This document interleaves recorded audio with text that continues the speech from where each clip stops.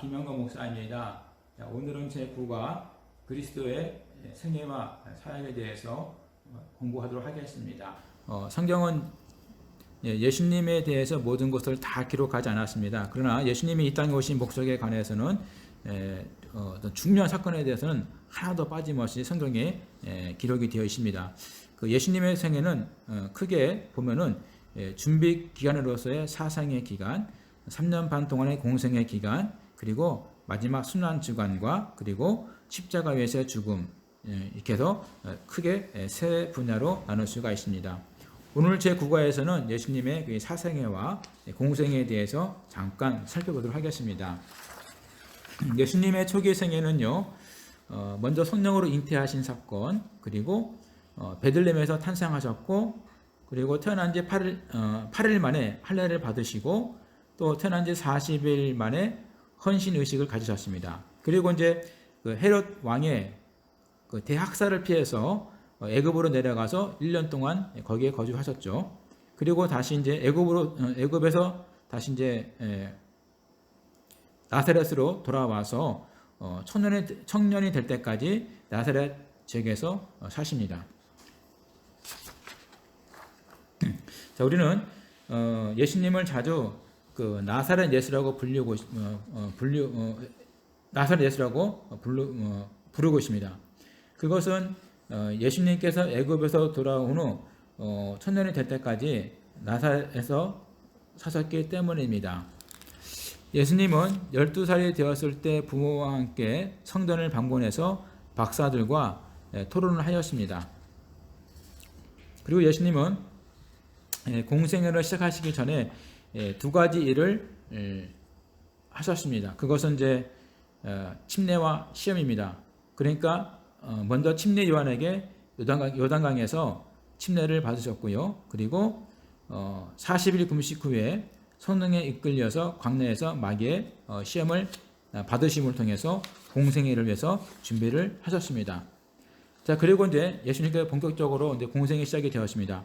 예수님의 공생애는 약 3년 6개월 동안 계속되었는데 초기 1년 동안은 그 예수님의 활동이 그렇게 크게 드러나지 않았습니다. 이 초기에 예수님은 점차 사람들 앞에 모습을 드러내어서 많은 사람들의 인기를 얻기 시작하였습니다. 공생애 2년째에는 대부분을 갈릴리에서 보내시면서 크고 많은 일들을 행하셨습니다. 그러나 그해 연말에서 3년째 접어들면서부터는 많은 사람들로부터 점차 비난을 받기 시작을 하였습니다. 그리고 주님은 십자가의 죽음 직전까지 힘써 일을 하셨습니다. 지도자로서의 생애를 사시죠.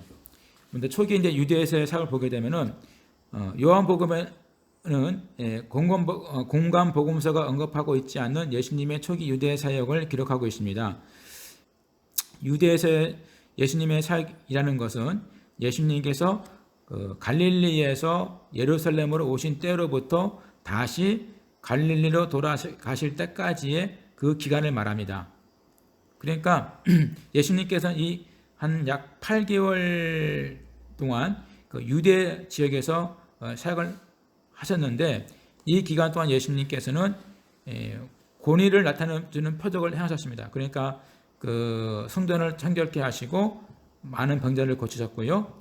그리고 니고데모라든가 수가성 사마리아 여인에게 그 말씀을 전하는 전도를 통해서 그 사랑을 표현하는 그런 만남을 가셨고요.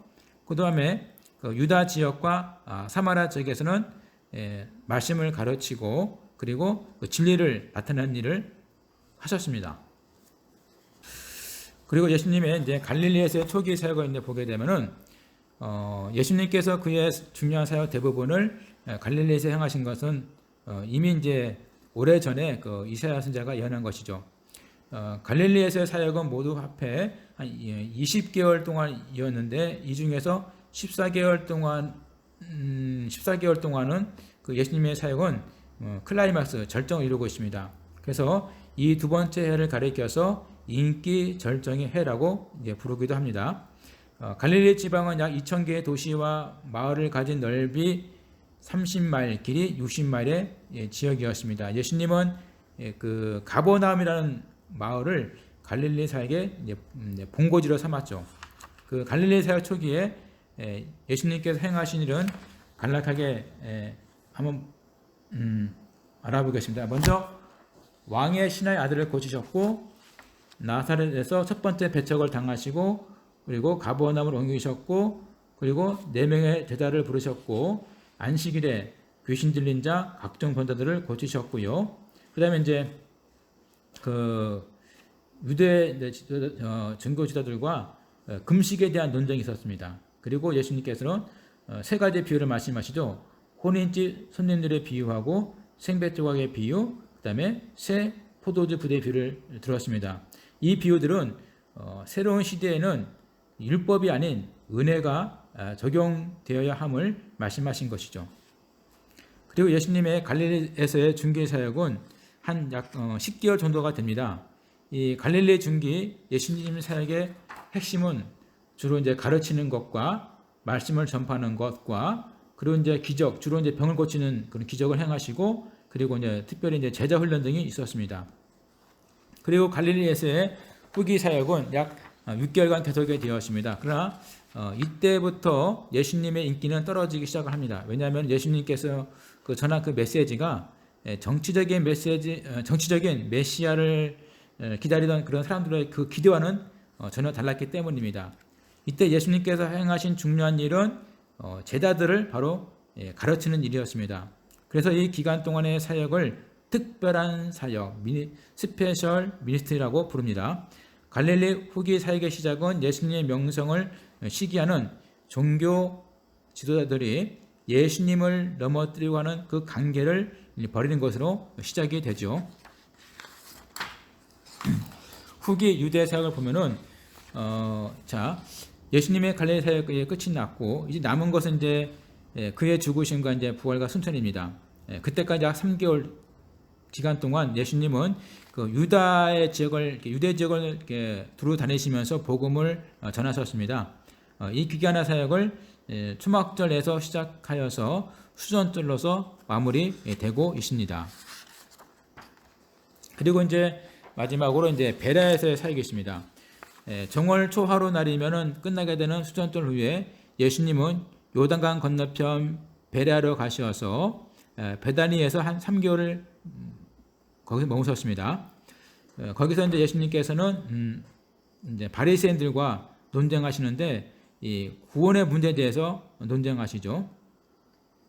그리고 이제 거기서 예수님께서는 잃어버린 양, 잃어버린 은전, 잃었던 아들, 청지기, 거지 나사로와 부자의 최후, 이런 비유를 통해서 이렇게 교훈을 하시고 무리들을 가르치십니다. 그리고 이제 제자들을 이제 훈련을 시키시고, 그리고 아주 유명한 사건이죠. 죽은 나사로를 살리십니다.